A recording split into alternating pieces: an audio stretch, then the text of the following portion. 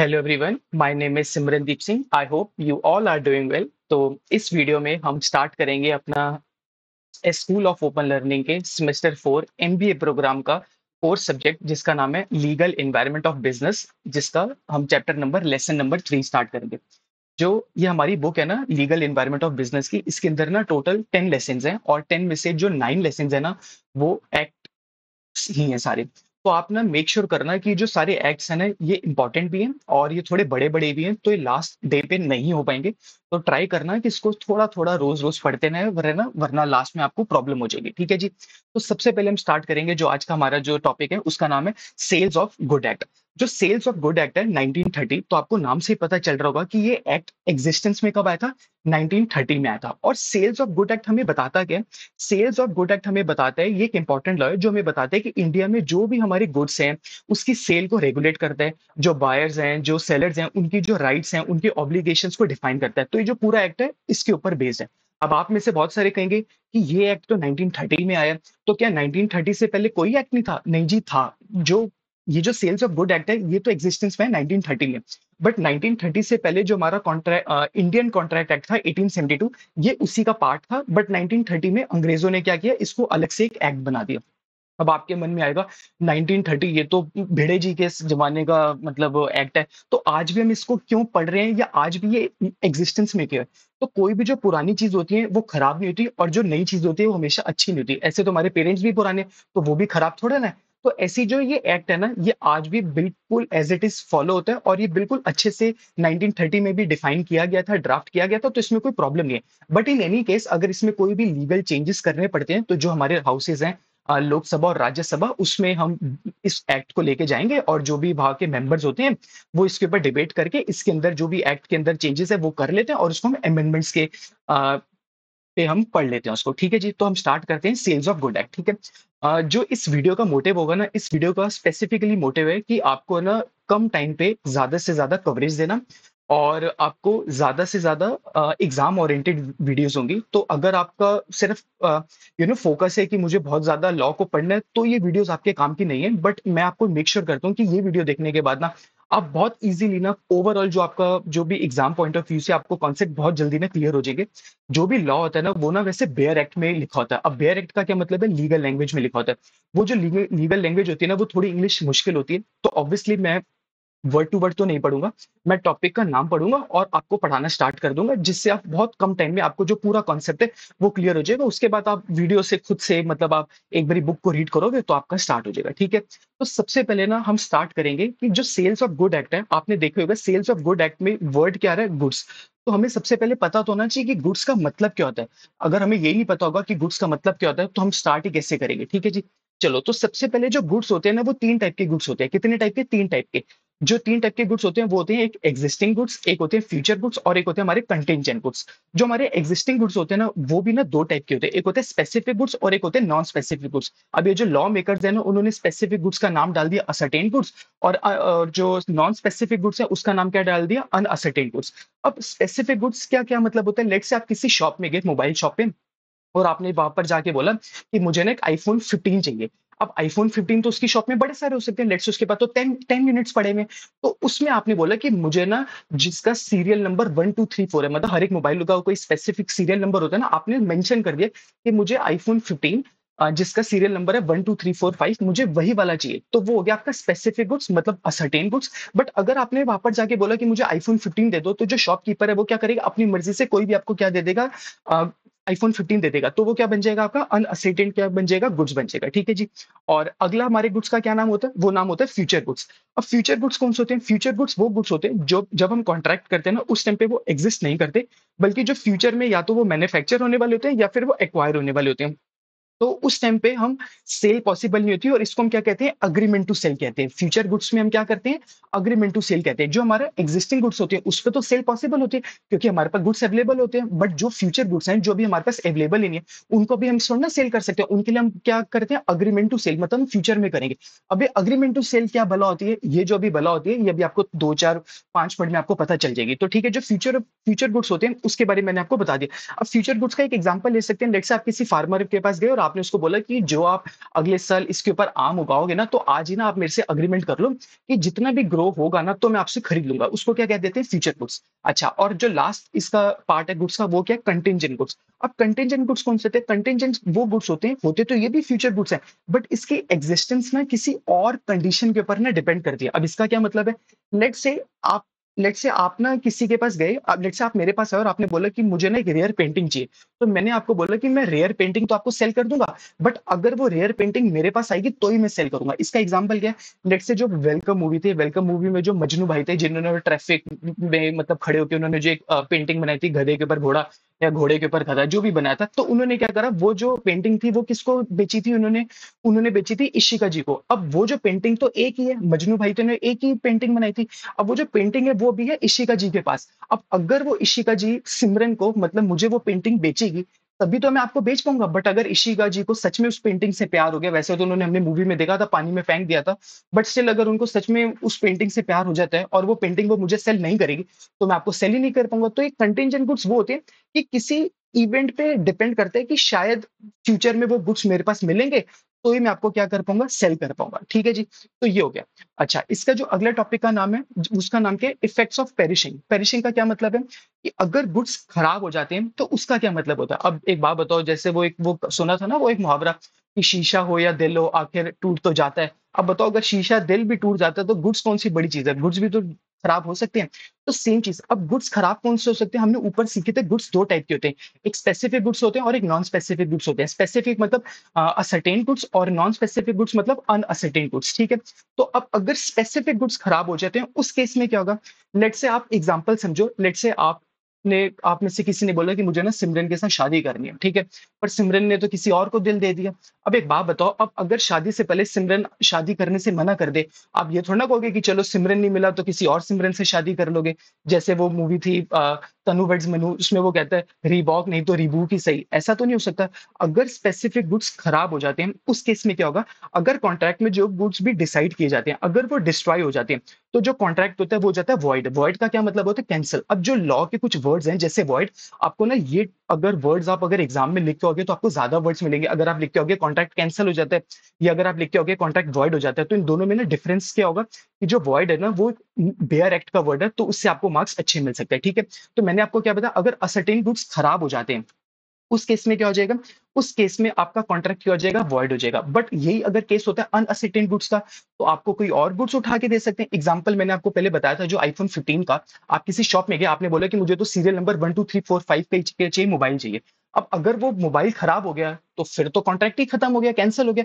But आपने उसकी shop में जाके बोला कि मुझे तो आईफोन 15 चाहिए, तो उसने बोला ठीक है जी, अगर वो एक पीस खराब हो गया, मैं आपको कोई दूसरा पीस दे सकता हूं, तो आपको कोई प्रॉब्लम तो नहीं है, क्योंकि आपने कोई गुड्स का सीरियल नंबर उसको मेंशन ही नहीं किया था, तो वो आपको कोई और गुड्स दे देगा। उस केस में हम क्या हो जाएगा? ये गुड्स मतलब ये हो जाएगा। ठीक है, अब अगर कॉन्ट्रैक्ट में गुड्स स्पेसिफाई नहीं किए जाते, मतलब आपने आईफोन 15 बोला और आईफोन 15 का कोई सीरियल नंबर मेंशन ही नहीं किया, उस केस में तो अगर एक मोबाइल खराब भी निकल जाता है तो कोई प्रॉब्लम नहीं, वो आपको नए गुड्स दे देगा या उसके बदले में आपको क्या दे देगा? कॉम्पनसेशन दे देगा। ठीक है जी, अच्छा। अब अगला इसका इसका टॉपिक का क्या नाम है? Price in a contract of sale. Price तो बहुत एक इंपॉर्टेंट चीज है। अभी तो जैसे आपने अगर पढ़ लियो तो बहुत अच्छी बात है। जो इंडियन कॉन्ट्रैक्ट एक्ट है, उसमें एक एलिमेंट होता है वैलिड कॉन्ट्रैक्ट का, कि उसमें कंसीडरेशन होना इंपॉर्टेंट है, मतलब कंपलसरी है। अगर किसी भी कॉन्ट्रैक्ट में कंसीडरेशन ही नहीं है, तो वो तो फिर कॉन्ट्रैक्ट किस बात का हुआ? तो कंसीडरेशन होना इंपॉर्टेंट है, तो उसके लिए प्राइस होना भी क्या इंपॉर्टेंट है। अब प्राइस का क्या हो सकता है? आप प्राइस कैसे कैसे पे कर सकते हो? जरूरी नहीं है कि आपको प्राइस सिर्फ कैश में पे कर रहे हैं, आप उसको कैश में पे कर सकते हो, मतलब लीगल टेंडर के थ्रू, बिल ऑफ एक्सचेंज के थ्रू, चेक के थ्रू, या फिर प्रोमिसरी नोट के थ्रू। अब लीगल टेंडर की कौन सी बीमारी है? देखो, बीमारी नहीं है लीगल टेंडर, आप मेरी बात को समझो। जैसे हम सब इंडिया में रहते हैं, तो इंडिया में आईएनआर को क्या बोलेंगे? लीगल टेंडर बोलेंगे।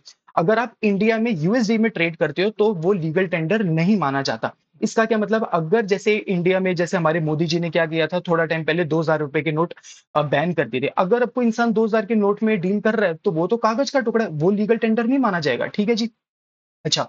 अब डिटर्मिनेशन ऑफ प्राइस, अब प्राइस का क्या मतलब है? आप एक बात समझो कि अब प्राइस का क्या मतलब है, अब समझो। जैसे प्राइस के ना दो चीज होती है। अग्रीमेंट के टाइम पे ना आपने जो प्राइस था वो फिक्स कर दिया था। इसका क्या मतलब है? लेट से आपने प्राइस ऑलरेडी फिक्स कर रखा है, तो जब आप किसी से गुड्स खरीदोगे तो आप वो पे कर दोगे। लेट से आप मोबाइल शॉप पे गए और आपने बोला मुझे ना आईफोन 15 चाहिए, और मैं ना आपको 50,000 रुपीज़ दे सकता हूँ।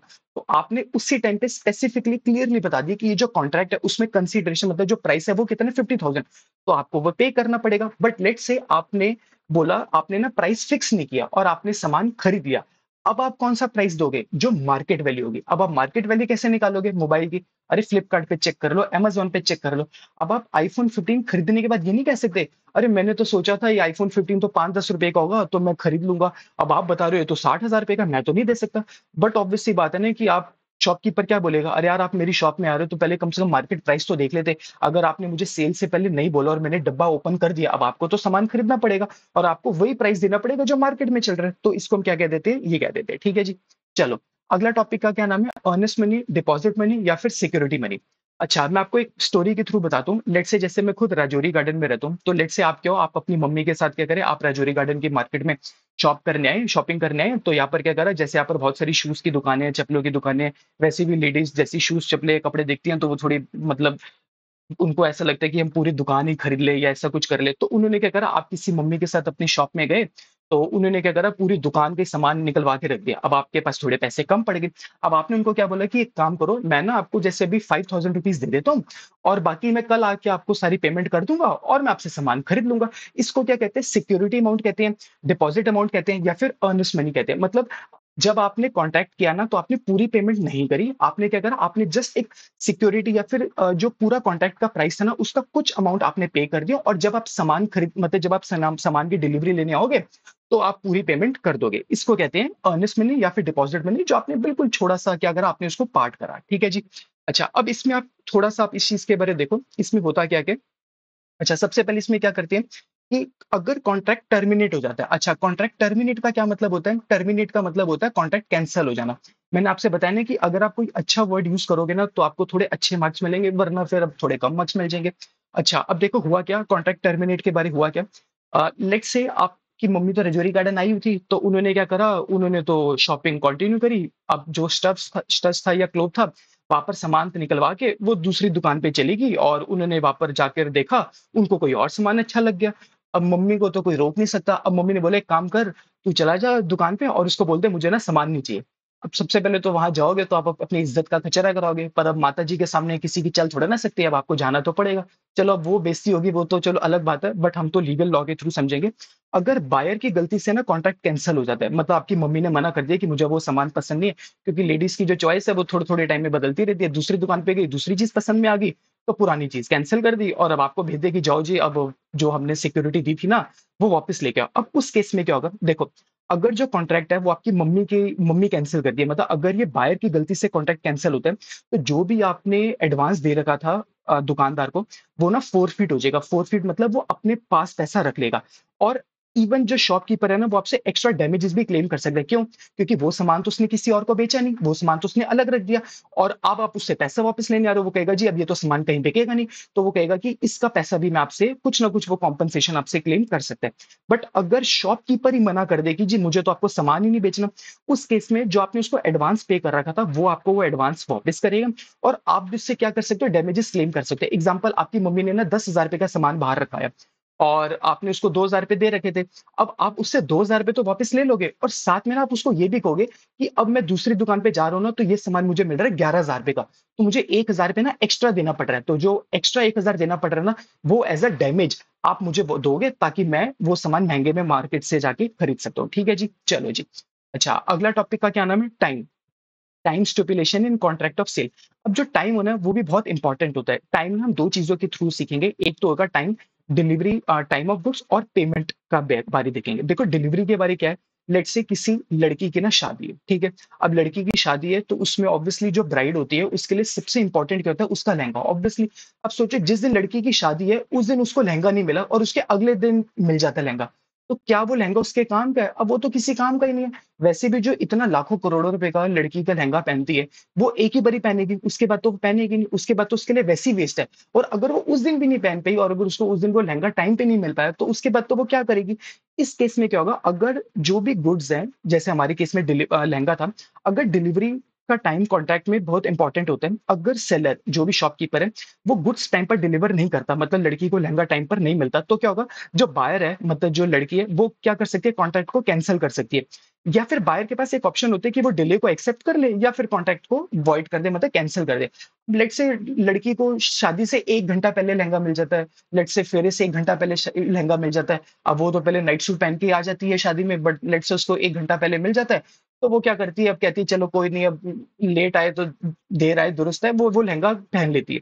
अगर वो एक्सेप्ट कर लेती है तो वो फिर उसके पास क्या ऑप्शन है कि वो डिले को क्या कर ले, एक्सेप्ट कर ले। ठीक है, अच्छा अब इसी में जो सेकंड है वो क्या, पेमेंट ऑफ टाइम ऑफ, अच्छा एक सेकंड, हाँ कहा गया, हाँ इसमें क्या है, payment time of part price. Price जब आपको पे करना उसका टाइम का क्या है, देखो जो पेमेंट होती है ना डिलीवरी के टाइम पे वो इतनी स्ट्रिक्ट नहीं है।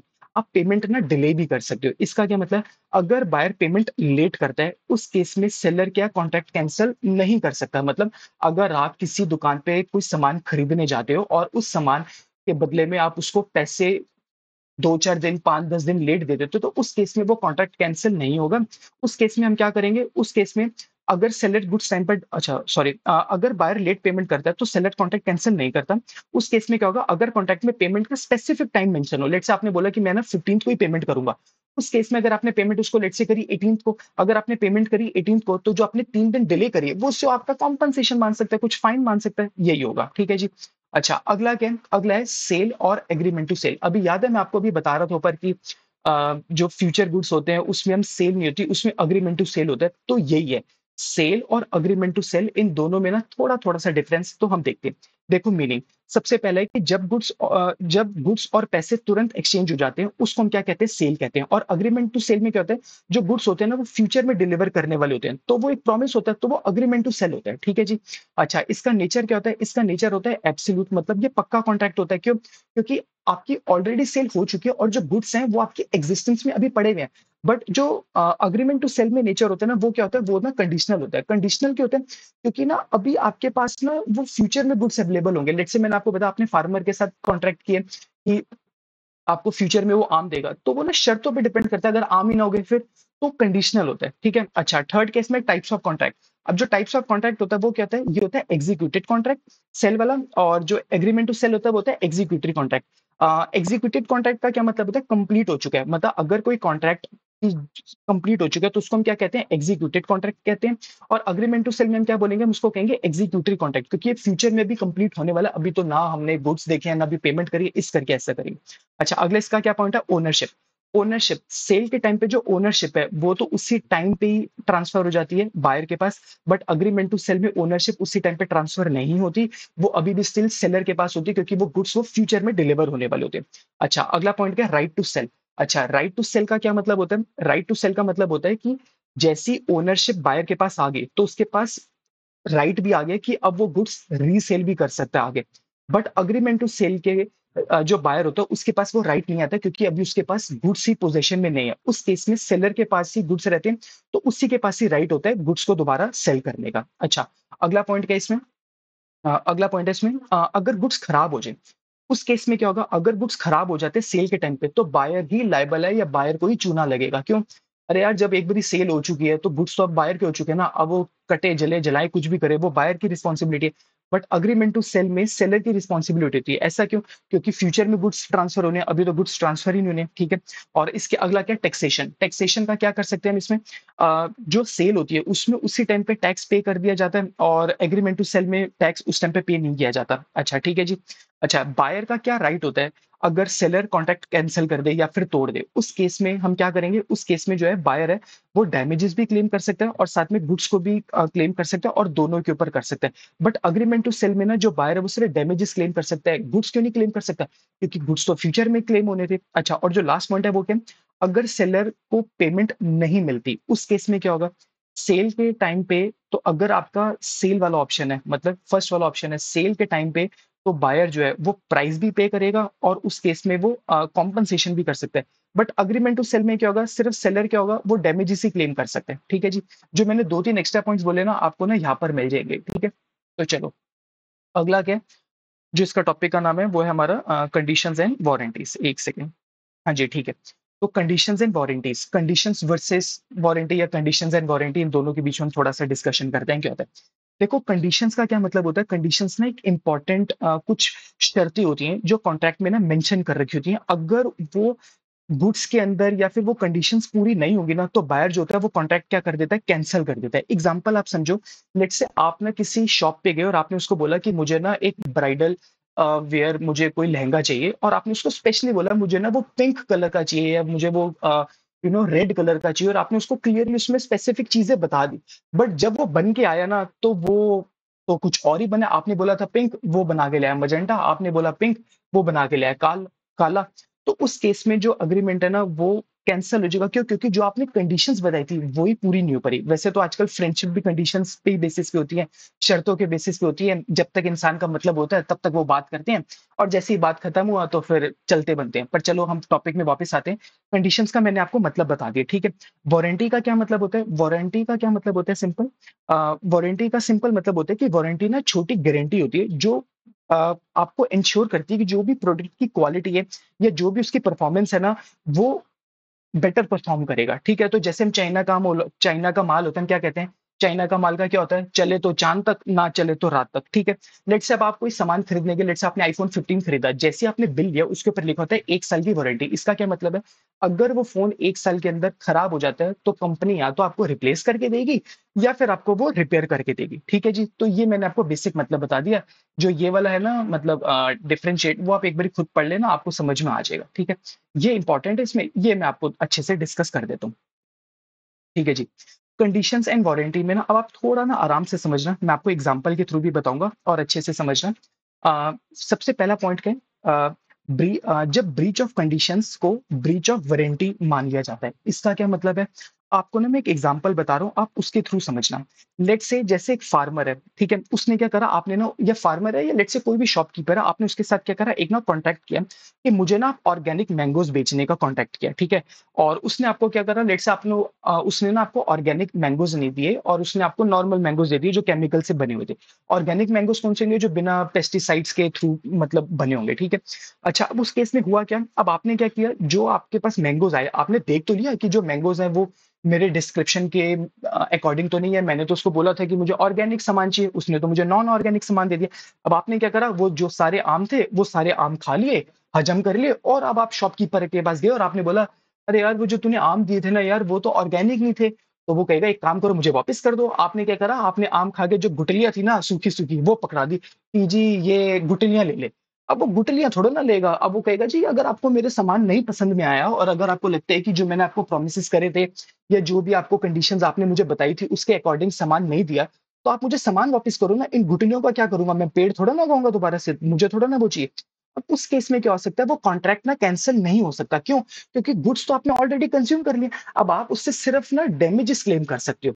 तो आप समझो इस टॉपिक का नाम क्या था, मैंने आपको बोला था ब्रीच ऑफ कंडीशंस, जब ब्रीच ऑफ वारंटी मान लिया जाए। ब्रीच ऑफ कंडीशन का क्या मतलब होता है? ऐसी स्पेसिफिक कुछ शर्तें जिनके बेसिस में आपने कॉन्ट्रैक्ट किया था। आपने किन के बेसिस पे कॉन्ट्रैक्ट किया था? कि जो आम है वो ऑर्गेनिक होना चाहिए, तो ये जो ब्रीच ऑफ कंडीशन है। बट आपने जैसे ही उन आम को कंज्यूम कर लिया, अब आप उससे सिर्फ डैमेजेस क्लेम कर सकते हो, मतलब सिर्फ आप उससे वो चीज सामान रिपेयर करा सकते हो, तो वो ब्रीच ऑफ वारंटी में क्या हो गया, कन्वर्ट हो गया, ठीक है। तो मैं आपको थोड़ा सा इसके बारे में बता देता हूँ। अगर बायर को स्पेशल सिचुएशंस में स्ट्रिक्ट लीगल एक्शंस ना लेकर सिर्फ डैमेजेस क्लेम करे, मतलब आपने आम वापस नहीं किए और आपने क्या किया, मतलब आपने सिर्फ डैमेजेस क्लेम किए, तो ये इसमें ऐसा हो जाएगा, ठीक है। अब ऐसी कैसी सिचुएशंस होती हैं? लेट्स से बायर ने ना खुद से डिसाइड किया कि वो कॉन्ट्रैक्ट को कैंसिल नहीं करेगा, सिर्फ डैमेजेस क्लेम करेगा। अब लेट्स से उसको आम किसी अपने ससुराल में भेजने थे। अब ठीक है, अब ससुराल में तो जैसे वो जेठालाल था, याद है वो एक एपिसोड था जिसमें वो जो आम होते हैं भेड़े से लेके वहां पर बेच देता है। अब वो तो उसने बेच दिए ना, अब उसने लेट्स से जो सुंदरलाल था उसने वो आम खा भी लिए। अब उस केस में वो भेड़े से पैसे वापस नहीं ले सकता। वो कहेगा, ठीक है यार, जो तूने अब मेरा नुकसान हुआ है, तो मुझे उसकी सिर्फ डैमेजेस दे दे। या फिर सेकंड क्या हो सकता है, बायर ने ना गुड्स एक्सेप्ट कर लिए। अब बायर गुड्स कैसे एक्सेप्ट कर सकते हैं? या तो उसने गुड्स कुछ पार्ट में एक्सेप्ट किए हो, या फिर कुछ रिजेक्ट कर दियो, या फिर बायर ने ना टाइम पे कंप्लेंट ही नहीं करी, या फिर जो बायर ने गुड्स यूज कर लिए या फिर रीसेल कर दिए। अगर ऐसी कुछ कंडीशंस होती हैं तो इससे आप जो शॉपकीपर उसको पता चल जाएगा कि आपने गुड्स को क्या कर लिया, एक्सेप्ट कर लिया। अब आप ब्रीच ऑफ कंडीशंस नहीं माना जाएगा, अब इस केस में सिर्फ ब्रीच ऑफ वारंटी माना जाएगा, ठीक है जी। चलो जी। अच्छा, इसका जो अगला टॉपिक का नाम है, इसी का सब पार्ट उसके, express conditions and warranties. Express का क्या मतलब होता है? जो आप खुद से बता के करते हो। लेट्स आपने किसी लड़की को प्रपोज किया, तो आपने एक्सप्रेसली प्रपोज कर दिया ना, तो उसको हम क्या कहते हैं, एक्सप्रेसली आपने अपने आप को क्या करा, एक्सप्रेस किया। तो ऐसी कंडीशंस और वारंटीज भी क्या होती है, एक्सप्रेस होती हैं। जो भी टर्म्स दोनों पार्टीज में कॉन्ट्रैक्ट में ना क्लियरली लिख दी जाती है, वो एक्सप्रेस कंडीशन या फिर वारंटीज बताई जाती है। ठीक है। अच्छा, ये कैसी हो सकती है, लेट से आपने बोल दिया कि यार मैं जो भी गुड्स आपसे खरीद रहा हूँ ना, मुझे कम से कम उसमें ना 1 साल की वारंटी चाहिए। तो आपने उसको एक्सप्रेस कर दी वारंटी, या आपने उसमें कोई कंडीशन आपने एक्सप्रेस कर दी कि जो भी गुड्स होनी चाहिए ना, जैसे उसमें जो आपने बताया लहंगा बताया, तो जो लहंगा होना चाहिए वो पिंक कलर का होना चाहिए, उसमें ज्यादा झांझर नहीं होनी चाहिए, ज्यादा चमकीलियां नहीं होनी चाहिए, बहुत सिंपल सा होना चाहिए। तो आपने कंडीशंस भी क्या करी, स्पेशली आपने बता दी। ठीक है जी। चलो। अच्छा। एक सेकेंड। अच्छा ठीक है, तो इसमें ना पहले मैं आपको ये बता देता हूँ। हाँ ठीक है, इम्प्लाइड कंडीशंस एंड वारंटीज, ये रहा। हाँ, इम्प्लाइड कंडीशंस एंड वारंटीज, इसका क्या मतलब होता है, आप ऐसे समझो, लेट से आपके घर में ना कोई गेस्ट आया, ठीक है। और जैसे स्पेशली पंजाबियों में तो काफ़ी होता है, अब आपके घर में कोई गेस्ट आया और वो आके बैठे, और लेट्स से आपके मम्मी-पापा घर नहीं थे, आपने उनसे एक बारी पूछा, "जी पानी पियोगे, पेप्सी पियोगे?" अब उन्होंने बोला, "नहीं जी, नहीं, हम तो नहीं पिएँगे जी।" और आपने कहा, "ठीक है जी, नहीं पियोगे तो ना सही।" आप अपना चलते बने। तो उसके बाद गेस्ट तो छोड़ो नाराज़ होंगे, फिर जो उस घर आने के बाद आपकी माताजी आपका हाल करेंगी, वो अलग करेगी। इसका क्या मतलब है? अब गेस्ट तो ना करते ही करते हैं, ये तो इम्प्लाइड चीज़ है कि अगर आपके घर में कोई आया है, तो आपको उसको पानी तो पूछना ही पूछना है ना, इवन वो ना भी क्यों ना करे। अब पंजाबी में तो ऐसे ही होता है कि अगर कोई 2-4 बारी ना करे ना, तो उसकी ना में ना नहीं, उसकी ना में हाँ ही होती है कि कम से कम 2-4 बारी ज़बरदस्ती करोगे, तो ही वो आदमी पानी या कुछ आगे मतलब खाना-वाना खाएगा। तो इम्प्लाइड कंडीशंस या वारंटीज़ का क्या मतलब होता है, जो ऐसी टर्म्स होती है ना, जो लिखी नहीं जाती, बट लॉ ऑटोमैटिकली ना उसको अज़्यूम करते हैं कि ये तो कॉन्ट्रैक्ट में ना होनी चाहिए। एग्ज़ाम्पल, आप किसी शॉप पे जाते हो और आपने उससे बोला कि मुझे ना लेट्स से कोई ब्रेड खरीदनी है, लेट्स से आपने कोई दूध खरीदना है। तो ऑब्वियसली आपको एक्सपायर माल दे दिया उसने। अब यार ये तो इम्प्लाइड बात थी ना कि अगर मैं आपसे सामान खरीदने आऊँ, कोई मतलब ब्रेड खरीदने आऊँ, दूध खरीदने आऊँ, तो यार वो होना तो मतलब ठीक होना चाहिए ना। आपने अगर किसी को एक्सपायर्ड माल दे दिया, फिर थोड़ा ना वो कुछ हो जाएगा। तो ये चीज़ नहीं होनी चाहिए। तो इस बात का आपको ध्यान रखना होता है। ठीक है जी? अच्छा, अब ये है जो इम्प्लाइड कंडीशंस। कौन-कौन सी कुछ इम्प्लाइड कंडीशंस हैं जो कॉन्ट्रैक्ट में लिखी नहीं जाती, बट ये मान ली जाती है कि हर एक कॉन्ट्रैक्ट में जो भी आप गुड्स खरीदोगे या जो भी आपका गुड्स का एग्रीमेंट होगा, ये चीजें ना होती हैं। सबसे पहली का क्या नाम है, उसका नाम है conditions as to title. Condition as to title का क्या मतलब है, जो भी सेलर के पास ना गुड्स का लीगल ओनरशिप होनी चाहिए, अगर नहीं है तो बायर उस कॉन्ट्रैक्ट को क्या कर सकते हैं, कैंसिल कर सकते हैं। मतलब आप किसी शॉपकीपर के पास गए सामान खरीदने, और उसके पास ही उसकी लीगल ओनरशिप नहीं है, तो वो आपको कैसे बेच सकते हैं, ये तो फिर गलत बात है। और सेकंड केस में condition is sale by description. Condition is sales by description का क्या मतलब होता है, जो भी आपको वो गुड्स बेच रहे हैं, वो डिस्क्रिप्शन के अकॉर्डिंग होना चाहिए। लेट्स से मैंने आपको बताया ना कि लेट्स से आप किसी शॉप गए, लेट्स से आप मीना बाजार में गए। लेट्स से अब मेरी एक फ्रेंड ने मुझे बताया था कि वो मीना बाजार में गई, और उस टाइम पे ना वो गुड्स रेडी नहीं थे। लेट्स से वो एक लहंगा लेने गई थी, तो उसने मुझे बताया कि वो उस टाइम पे ना मीना बाजार में रेडी नहीं था। तो उसने उसको बता दिया कि आप ना मुझे उसमें ऐसी फिटिंग्स कर देना है, या कुछ उसने डिस्क्रिप्शन बता दी। बट जब उन्होंने उसको वो गुड्स दिए, तो उसके डिस्क्रिप्शन के अकॉर्डिंग नहीं थे। तो वो फिर कैंसल हो जाएगा कॉन्ट्रैक्ट। अरे जो इसने कोई चीज़ बताई आपको, वो तो चीज़ फॉलो करनी चाहिए ना, ठीक है? अच्छा, conditions in sale by sample, इसका क्या मतलब है? लेट्स आप दोबारा से मीना बाज़ार गए और कुछ लहंगा-वहंगा खरीदने गए, तो उस केस में हुआ क्या, उसने ना आपको सैंपल बताया, उसने बोला कि अभी आपके साइज़ का तो अवेलेबल नहीं है, बट मैं आपको 2-4 दिन के बाद ना मैं आपको बिल्कुल आपके साइज़ का ही आपको ला के दे दूँगा। तो उसने जो सैंपल दिखाया वो कुछ और था, और जब आपके पास सामान आया वो कुछ और था। तो वो भी ऐसा नहीं होना चाहिए, ठीक है? सेल बाय सैंपल बता चुका हूँ। अच्छा, अगला क्या है, conditions as to fitness. Condition as to fitness का क्या मतलब है, बायर जो भी जो यूज़ बताए ना सेलर, उसके हिसाब से ना गुड्स देना चाहिए। इसका क्या मतलब है, लेट्स से आप कोई शॉप में गए और आपने दूध खरीद के लाए और वो ना पॉइज़नस निकला, ठीक है? और अब आपने वो पी लिया। अब जब पी लिया तो आपकी डेथ होगी। अब आप मरने के बाद तो क्या करोगे, जब आपका अगला जन्म होगा, तो आप फिर से आके इस दुकान पे आओगे और आप उसको बोलोगे कि जो आपने मुझे दूध दिया था ना, वो खराब था, वो पीने के बाद मैं पिछले जन्म में मर गया था। तो फिर आप उससे डैमेजेस क्या कर सकते हो, क्लेम कर सकते हो। इसका सिंपल मतलब क्या है कि दूध बिना ज़हर के आपको मिलना चाहिए, ज़हर वाला नहीं मिलना चाहिए, ठीक है? अच्छा, अगला क्या है, कंडीशंस एज़ टू मर्चेंटेबिलिटी। इसका क्या मतलब है, जो गुड्स की क्वालिटी होनी चाहिए ना, वो रीज़नेबल, कोई भी ना रीज़नेबल बायर एक्सेप्ट करे। मतलब गुड्स की जो क्वालिटी होनी चाहिए, वो नॉर्मल क्वालिटी नहीं होनी चाहिए। अच्छा, और लास्ट इसमें क्या पॉइंट है, लास्ट इसमें पॉइंट है आपका, कहाँ गया? 1 सेकंड। हाँ, ठीक है। जो इसमें लास्ट इसका पॉइंट है, वो पॉइंट्स है conditions as to wholesomeness. Conditions as to wholesomeness का क्या मतलब है, जो भी ईटेबल या जो फूड्स आइटम्स होनी चाहिए ना, वो हेल्थ के लिए सेफ होनी चाहिए। ऐसा नहीं होना चाहिए कि लेट्स से आपने कोई सामान खरीदा और वो सेफ ही नहीं था, वो एक्सपायर माल था, या उसके अंदर ज़हर निकल गया, या फिर उसके अंदर से लेट्स से कोई आपने बन खरीदा, कोई ब्रेड खरीदी, उसके अंदर से कोई स्टोन मिल गया। ऐसा कोई सामान नहीं होना चाहिए, ठीक है? आई नो कि मैंने ना आपको हर एक चीज़ ना बहुत डिटेल में तो नहीं बताई, बट मैंने आपको ओवरव्यू बता दिए। बट आई थिंक आपको ना इससे पूरा चैप्टर का ओवरव्यू मिल जाएगा और आप बहुत ईज़िली इसको ना कर पाओगे, ठीक है? अच्छा, इसमें जो लास्ट पॉइंट है ठीक है? वो मैं आपको बता देता हूँ। इसमें जो लास्ट पॉइंट है वो है इम्प्लाइड वारंटीज, ठीक है? इम्प्लाइड वारंटीज का क्या मतलब होता है? छुपी हुई गारंटीज का मतलब। वारंटी ऑफ फर्स्ट के पॉइंट क्या है इसका? इसका पॉइंट है वारंटी ऑफ क्वाइट पोजीशन। अच्छा, इसका क्या मतलब होता है पोजीशन का? मतलब लेट्स से आपने वो मूवी देखी थी, वो ओसला का घोसला, जिसमें वो अनुपम खेर जी क्या करते हैं, वो किसी जंगल में जाके वो कोई घर खरीदते हैं, और वो जो प्रॉपर्टी डीलर था, वो क्या नाम था उसका, हाँ, वो वर्ल्ड फेस विजेंदर, वो क्या करता है, उसको ऐसी कोई सामान बेच देता है, ऐसा कोई प्रॉपर्टी बेच देता है जिसकी ओनरशिप किसी और के पास होती है। तो ऐसा तो नहीं होना चाहिए ना कि ऐसा हो जाए। अब इसमें होता है कि जब कोई बायर गुड्स खरीदता है ना, तो उसको बिना किसी दिक्कत के ना उन गुड्स की ओनरशिप को क्या करना चाहिए, एंजॉय करना चाहिए। अगर कोई दिक्कत होगी, लेट्स से वो जो अनुपम खेर जी के साथ दिक्कत हो जाती है कि वो उसके बाद जाते हैं तो देखते हैं वो वहां पर किसी और ने कब्जा कर लेता है उनके मतलब प्रॉपर्टी पे। उस केस में क्या होगा, अगर कोई दूसरा इंसान आके बोल दे कि वो गुड्स उसके हैं, उस केस में क्या होगा, जो सेलर होता है उसकी ओनरशिप तो गलत निकली। उस केस में जो सेलर है ना, वो कॉम्पनसेशन मांग सकता है। किससे कॉम्पनसेशन मांग सकता है? वो जो विजेंद्र, वो जो था वर्ल्ड फेमस प्रॉपर्टी डीलर, उससे मांग सकता है, ठीक है जी। अच्छा, और सेकंड इसमें पॉइंट क्या है, जो इसमें पॉइंट है वो है warranty of disclosing dangerous nature of goods. इसका क्या मतलब है? लेट से आपने ना कोई गुड्स, कोई शॉपकीपर किसी को कोई गुड्स बेच रहा है, तो अगर उस गुड्स के साथ कोई डेंजरस, कोई हार्मफुल, हाजिडस कोई चीज है ना, वो उसको ना क्लियरली जो बायर है उसको बतानी चाहिए। लेट से किसी हस्बैंड ने क्या करा, कोई एक कोई सामान खरीद के लेट से पेप्सी की बॉटल लेके गया, और जो पेप्सी की बॉटल थी ना, वो उसने ऑलरेडी बताई थी कि इसको ना शेक करके नहीं खोलना। अगर आप शेक करके खोलोगे ना, तो वो जो ढक्कन आपके मुंह पे लग जाएगा। उसने अपनी वाइफ को दे दी। अब वाइफ ने जैसी शेक करी, वो जो ढक्कन था उसके मुंह पे लग गया, और उसका जो नाक था, अब वो थोड़ा मतलब टूट फूट, मतलब थोड़ा फ्रैक्चर हो गया।